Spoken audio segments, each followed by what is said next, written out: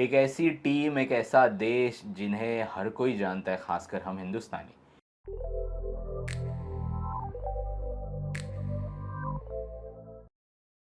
स्वागत है आपका एक बार फिर से एलीट स्पोर्ट्स में। मैं हूं आपके साथ सैफ अली मोमिन और साथ हमारे हैं धीरेन्द्र मिश्रा, जो कि एक बहुत जाने माने क्रिकेट एक्सपर्ट रह चुके हैं, जर्नलिस्ट रह चुके हैं और भी बहुत सारी किताबें इन्हें प्राप्त है। आज के इस एपिसोड में एलीट स्पोर्ट के हम बात करेंगे पाकिस्तान के बारे में। जी हाँ, पाकिस्तान एक ऐसी टीम, एक ऐसा देश जिन्हें हर कोई जानता है, खासकर हम हिंदुस्तानी।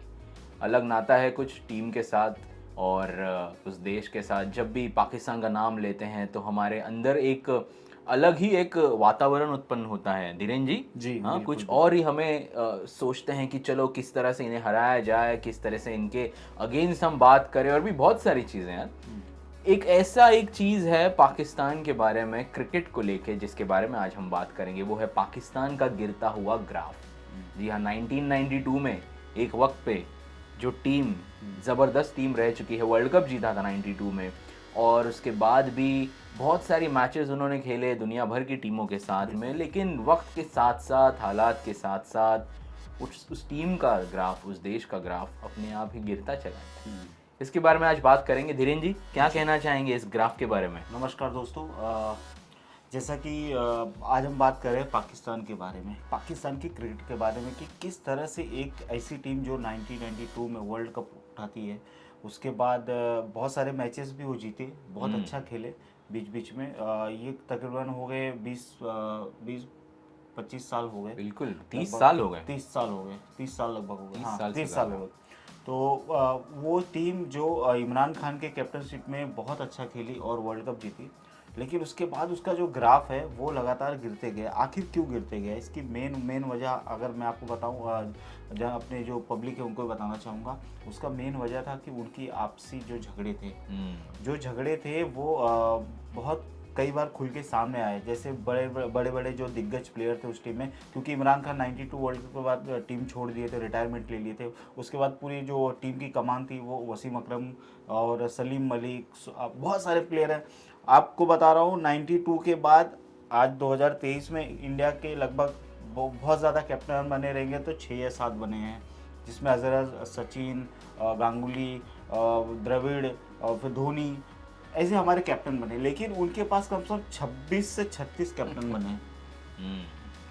मतलब प्रॉपर मैनेजमेंट नहीं है, आप ये कहना मैनेजमेंट चाहते बिल्कुल हैं। नहीं था। आपसी ईगो, आपसी क्लैश, हाँ, और कोई एक फेस नहीं बना, बिल्कुल नहीं। मेरे ख्याल से। नहीं, नहीं। वहाँ पे आपने वसीम अकरम का ज़िक्र जी। किया, वो तो वहाँ के प्राइम मिनिस्टर भी बन गए।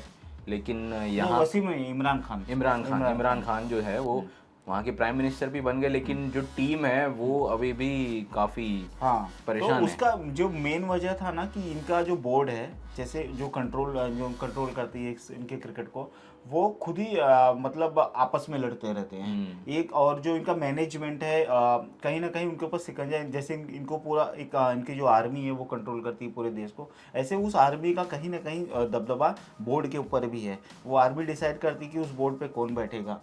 या मतलब जो वहाँ की राजनीतिक पार्टी है वो डिसाइड नहीं करती, जो उनकी सरकार है या फिर बाकी उनका जो बोर्ड भी, वो भी करेक्ट। कहीं ना कहीं वो आर्मी कंट्रोल करती है। और जब ये क्रिकेट के मैदान में होते हैं या क्रिकेट के मैदान के बाहर होते हैं, जो जैसे कि दो बड़े प्लेयर हैं उनका गुट बन जाता है। जैसे कुछ प्लेयर इनके साथ हो गए, कुछ प्लेयर इनके साथ हो, जैसे वसीम अकरम जब कैप्टन थे तो वकार यूनिस और वसीम अकरम में बिल्कुल नहीं जमता था, क्योंकि दोनों एक ही लेवल के प्लेयर थे।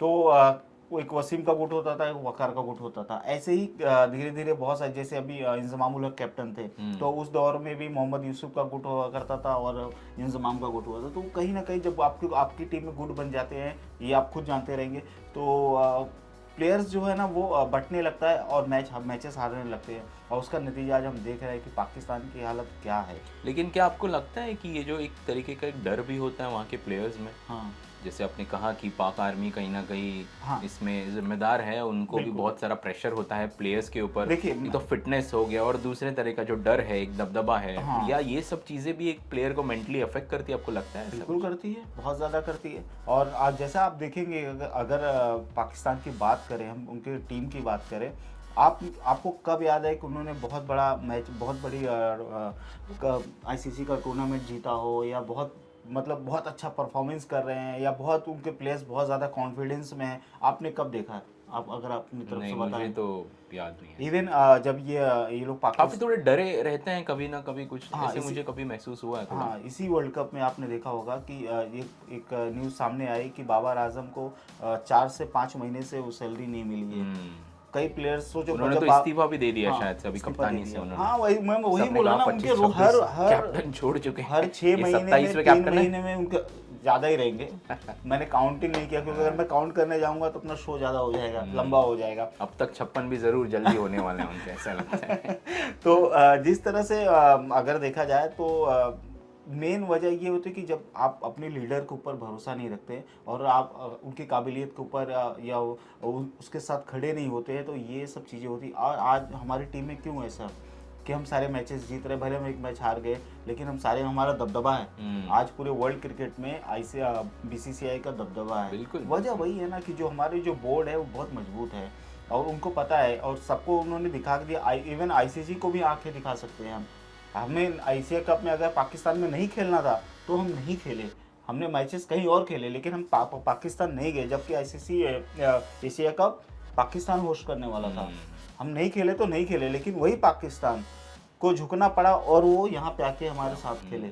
लेकिन इसमें एक चीज़ मैं ज़रूर आपसे कहना चाहूँगा धीरेन्द्र जी, कि जो प्लेयर्स होते हैं ना, ये हमेशा अपना 100% देते हैं। जी। इसमें प्लेयर्स की गलती, मैं नहीं मानता कि प्लेयर्स की गलती होती है। इसमें कैसे होता है, माहौल ऐसा बन जाता है, एक पॉलिटिकल सिनेरियो ऐसा बन जाता है, तो प्लेयर भी कहीं ना कहीं थोड़ा खुद को कम महसूस करता है। लेकिन फिर भी पाकिस्तान में भी अच्छे प्लेयर्स रह चुके हैं प्लेयर बहुत वहाँ अच्छे पे, और उनको अगर अच्छा मौका अच्छे से खेलते तो, और मुझे तो लगता है कि अच्छे प्लेयर्स और कम निकल से कम सकते हैं। 20-25 साल से फॉलो कर रहा हूँ। जब मैं 3rd या 4th में था तब से मुझे क्रिकेट की समझ आ चुकी थी। तो मैं उस दौर से पाकिस्तान की क्रिकेट को देख रहा हूँ, क्रिकेट को, कि किस प्रकार से उनके जो प्लेयर्स हैं वो हमसे ज़्यादा अच्छा खेलते थे। आज हम मैचेस पाकिस्तान से जीतते हैं, लेकिन वो एक दौर था जब हमें पाकिस्तान हराती थी।